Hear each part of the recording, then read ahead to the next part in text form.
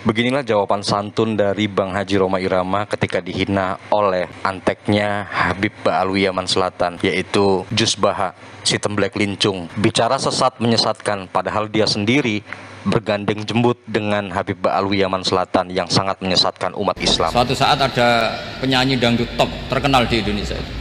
Ya penyanyi, ya dai. Penyanyinya cowok loh, sama jangan bayangkan dangdut putri, enggak, itu cowok, sudah tua lagi. Jadi potensi halalnya ada lah maksudnya. Untuk kalau seorang penyanyi yang tidak pernah ngaji kemudian ngomong agama, itu potensinya itu fadallu wa adallu, sesat dan menyesatkan. Tidak ada yang memuliakan manusia kalau Allah mau menghinakan. Saya tidak akan pernah marah kalau dihina orang. Mungkin saya memang orang yang pantas dihina. Ya, saya bukan orang yang mulia gitu. Saya tidak akan pernah marah dibully orang. Kita tahulah bahwa Kiai Baha itu alim, ya alim, sangat luar biasa. Satu, yang kedua kalinya, kalau memang Haji Rhoma Irama itu tidak dianggap orang yang bisa ngaji, ya itu dianggap menyasarkan fatwanya Mbah Haji Rhoma Irama. Saya mohon maaf, perimbangannya apa?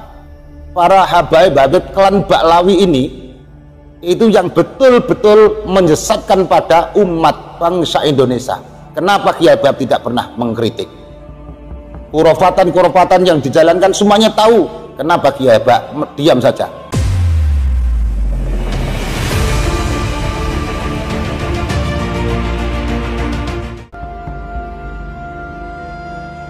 Tidak akan ada yang mampu menghinakan manusia jika Allah sudah memuliakannya, dan tidak akan ada yang mampu memuliakan manusia jika Allah sudah menghinakannya.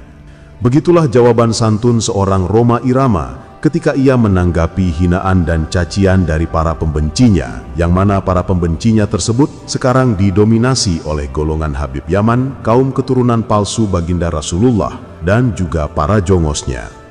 Memang benar apa yang disampaikan oleh Bang Haji Rhoma Irama, bahwa tidak akan ada yang mampu memuliakan manusia jika Allah sudah menghinakannya.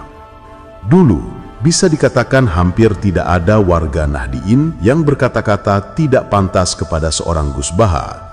Namun ketika ternyata ia ikut terlibat dalam pembangunan makam Baklawi tidak waras Ja'far Al-Kaf, bahkan perannya sangat penting, yakni sebagai pemberi fatwa atas diperbolehkannya pembangunan makam Ja'far Al-Kaf yang berakibat tertimpanya puluhan makam kaum pribumi Nusantara diinjak-injak dan dijadikan keset untuk menuju makam Baklawi tidak waras tersebut. Allah seolah sedang menghinakannya.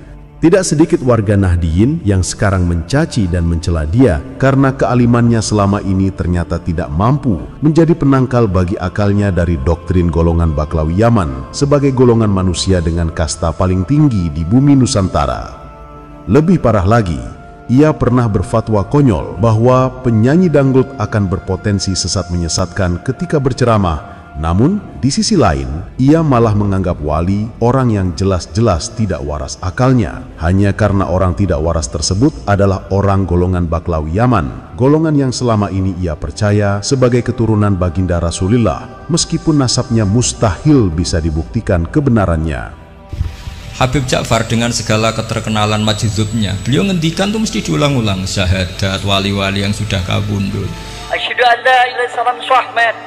Habib Abdullah Al-Kabir Malaka pada Bojo Negoro. Aman ke negoro. Al-Kab sing nyekal negoro. Sing aman negoro iki Al-Kab. Negoro cukup Al-Kab aman. Kota Jakarta aman. Sudah seaman ke negara. Bapak Presiden terima kasih kepada kita. Mungkin kalau Anda dengarkan itu mungkin biasa, mungkin karena tidak wali, itu yang jelas itu. Itu yang nggak wali pasti tidak paham, malah gremeng kadang. Ini serabakat soleh lah yang seperti ini, semoga tobat ya. Inilah kekonyolan dan sekaligus fatwa yang sangat menjijikkan dari seorang Gus Baha. Rhoma Irama bicara agama dicaci dan dihina. Ceramah yang disampaikan dikatakan berpotensi sesat menyesatkan bagi para pendengarnya. Sedangkan orang tidak waras, seorang pengidap gangguan jiwa, difatwakan bahwa dia adalah seorang walinya Allah Ta'ala. Dan difatwakan juga kuburannya wajib dibedakan dengan makam kaum pribumi Nusantara, yang akhirnya membuat makam kaum pribumi dijadikan keset, diinjak-injak sebagai jalan menuju makam orang pengidap gangguan jiwa tersebut. Sebodoh-bodohnya Haji Roma Irama misalnya, jika memang Gus Baha menganggap Bang Haji Roma adalah orang bodoh dalam urusan agama, setidaknya ia masih faham hal-hal yang berkaitan dengan syariat, masih fasih dalam mengucap ayat-ayat Al-Quran. Bandingkan dengan Baklawi Jakfar Al-Kaf yang difatwakan sebagai wali oleh Gus Baha. Mengucap kalimat syahadat dan sholawat saja, ia belepotan, amburadul tidak karuan. Persis seperti orang tidak waras di jalanan, yang semua ucapan mereka keluar seada-adanya, tanpa ada kontrol sama sekali dari akal warasnya. Meskipun statusnya adalah seorang penyanyi dangdut yang menurut Gus Baha tidak pantas bicara agama, setidaknya dalam berceramah Roma Irama tidak pernah menyampaikan ajaran sesat seorang mayit bermodalkan dibekali surat sudah bisa masuk surga tanpa hisab. Datang Habib Samjindan, ngelihat bentuk jenazah tuh, pengen dibungkus, pengen ditutup kain kafannya. Beliau ambil kertas kecil, kertas kotak kecil, beliau tulis, ada yang ditulis sama beliau, ditaruh di bawah kepalanya si jenazah. Deh, tutup. Sebelum ditutup, habis beliau tulis, ditaruh tuh kertas, beliau bilang, "Man, gue tahu lo ibadahnya berantakan, tapi lo cinta sama dzurriyyat Nabi Muhammad, ikhlas dari dalam hati. Nanti kalau malaikat munkar nakir datang nanya pertanyaan kubur, jangan lo jawab, man. Lo kasih surat dari gue, lo masuk surga tanpa hisab." Roma Irama pun tidak pernah menyampaikan mayit di dalam kubur. Ketika ditanya malaikat man robuka, jawabannya Habib Abdullah Al-Haddad. Dan dalam ceramahnya, Roma Irama juga tidak pernah menyampaikan ada manusia yang bisa memadamkan api neraka jika manusia itu tidak malu kepada Allah Ta'ala. Inna rajula lamma sa'alahul malakan. Ini orang laki-laki yang di dalam kubur, si munsyid nih, si vokal ini, begitu ditanya oleh Muhammad Munkar dan Nakir, wagala man rabbuka, Munkar Nakir tanya man rabbuka, siapa Tuhanmu? Dia jawab, Habibi Abdullah Ba'alwi. Kalau aku tidak malu kepada Allah Ta'ala, maka neraka jahanam itu akan aku matikan. Dia hampiri neraka. Saya masih punya teman ada di dalam api neraka. Dia bilang, neraka, keluarkan teman-teman saya, orang-orang yang dekat sama saya. Kalau enggak, saya masuk, enggak tanggung kalau padam neraka. Jika aku tidak malu, maka aku akan padamkan api neraka.